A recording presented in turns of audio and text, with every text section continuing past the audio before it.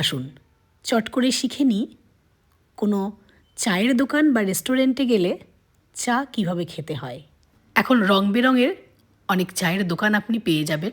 সেই মতো কোনো একটা চায়ের দোকান খুঁজে নিয়ে সেখানে টুক করে ঢুকে পড়বেন।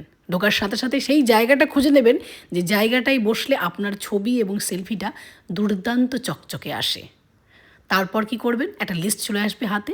তারপর দেখবেন সেখানে কত রকমের চায়ের ভ্যারাইটিস আর সেই আকাশ ছোঁয়া দাম। তারপর যাই হোক মাটিতে নেমে এসে একটা চায়ের অর্ডার করে দেবেন।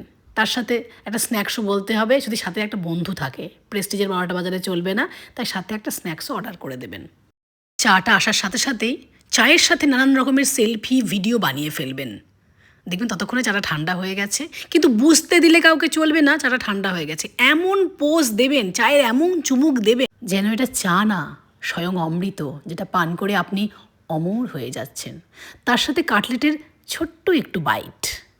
এই দেখুন কি সহজভাবে চা খাওয়া শিখিয়ে দিলাম। নেক্সট বার কোথাও চা খেতে গেলে আমাকে অবশ্যই ডাকবেন।